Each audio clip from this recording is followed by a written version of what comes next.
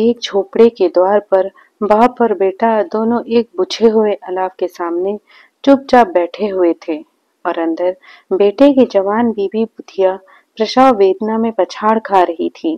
रह रहकर उसके मुंह से ऐसी दिल दहला देने वाली आवाजें निकलती थीं कि दोनों कलेजा थाम लेते थे। जाड़ों की रात थी।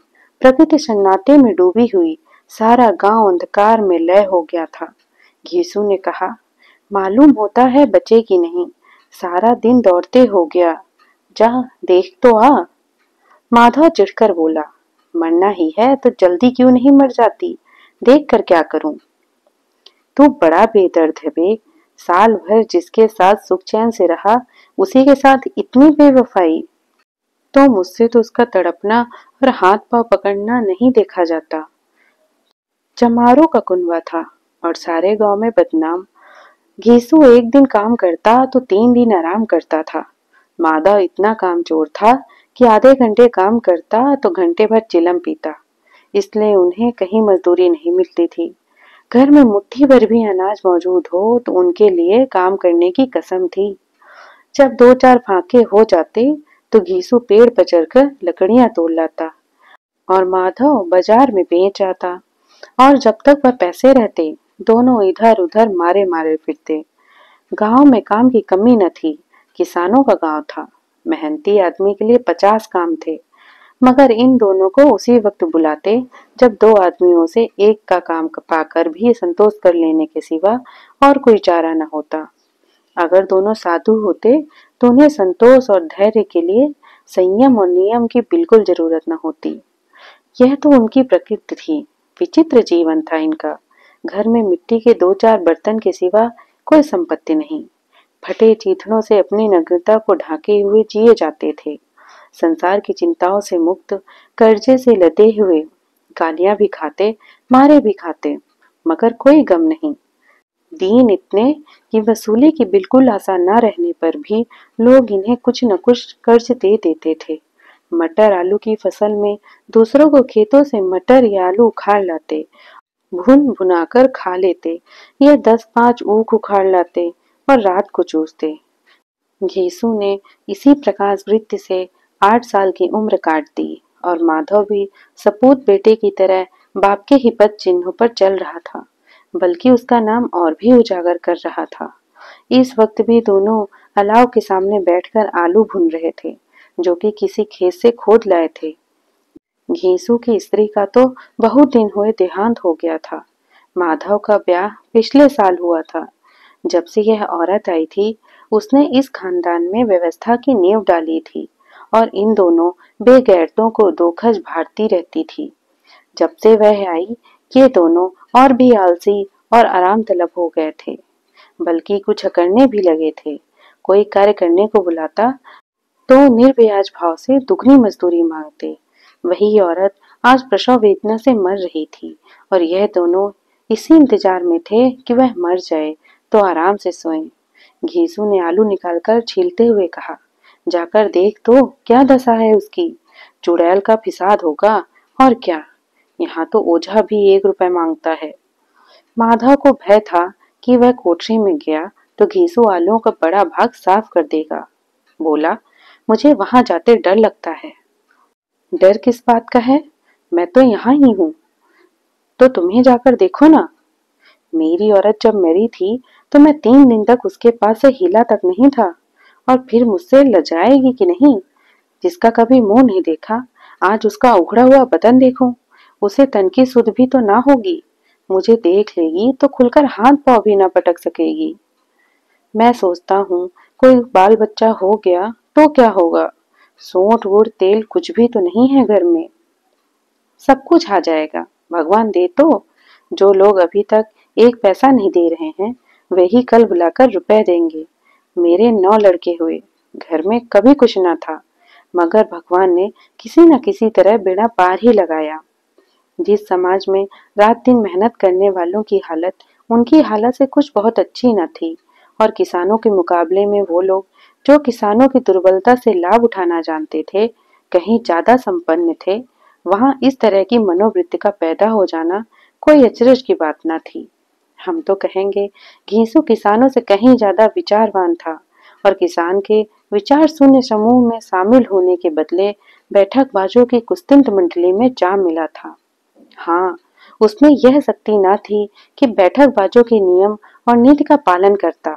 इसलिए जहां उसकी मंडली के और लोग गांव के सरगना और मुखिया बने हुए थे, उस पर सारा गांव उंगली उठाता था। फिर भी उसे यह तरकीन तो थी कि अगर वह पशे हाल है तो कम से कम उसे किसानों की सी जीत और मेहनत तो नहीं करनी पड़ती और उसकी सरलता और निर्भीकता से दूसरे लोग बेजा फायदा तो नहीं उठाते। दोनों आलू निकाल निकाल कर जलते जलते खाने लगे। कल से कुछ नहीं खाया था, इतना सब्र न था कि ठंडा हो जाने दे। कई बार दोनों की जवानें जल गईं। छिल जाने पर आलू का बाहरी हिस्सा जवान हलक और तालू को जला देता था और उस अंगारे के मुंह से रखने से ज्यादा खैरियत इसी में थी कि वह अंदर पहुंच जाए। वहां उसे ठंडा करने के लिए काफी सामान था, इसलिए दोनों जल्द जल्द निकल जाते। हालांकि इस कोशिश में उनकी आंखों से आंसू निकल आते थे। घीसू को उस वक्त ठाकुर की बारात याद आई जिसमें 20 साल पहले वह गया था।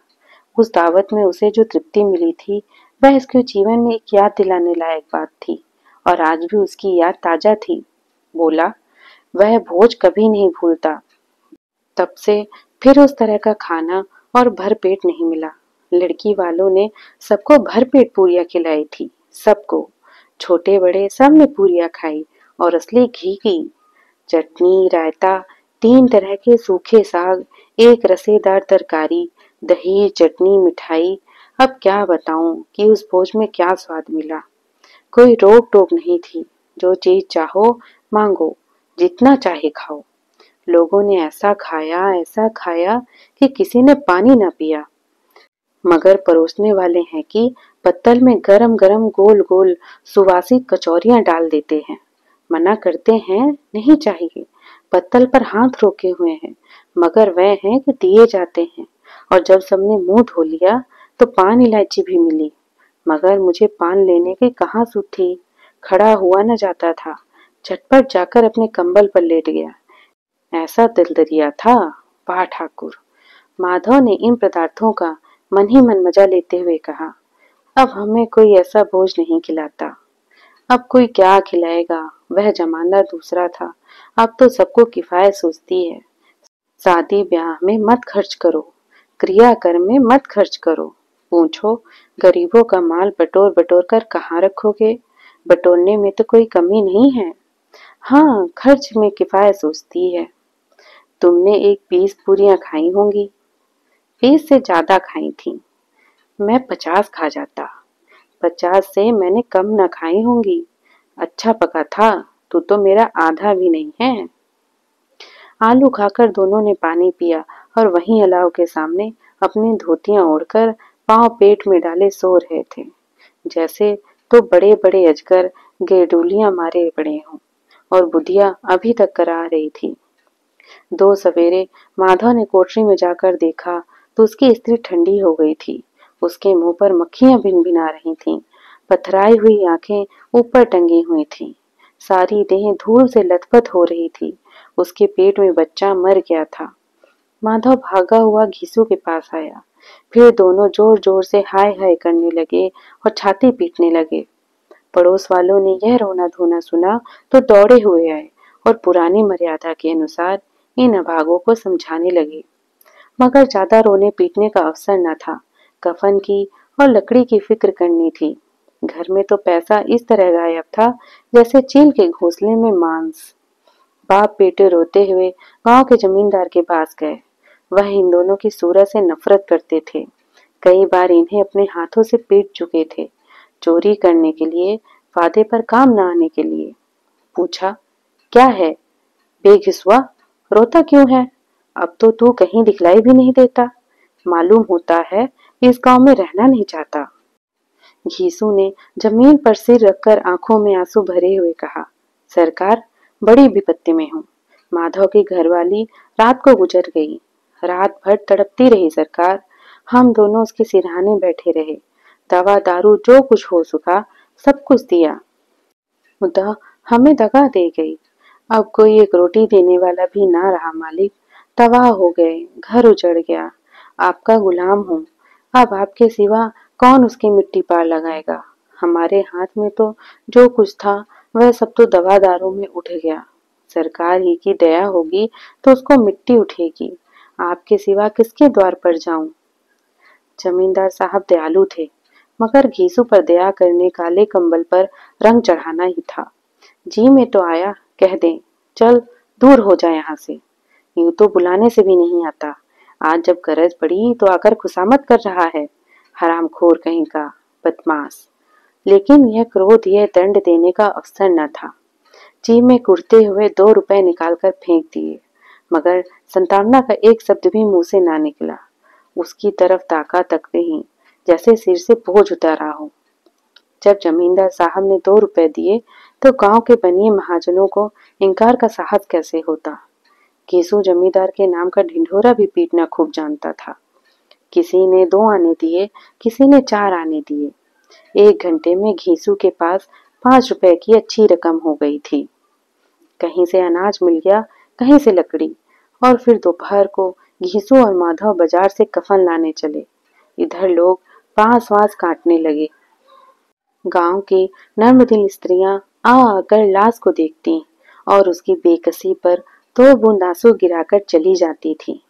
बाजार में पहुंचकर घीसू बोला, लकड़ी तो उसे जलाने भर को मिल ही गई है, क्यों माधव।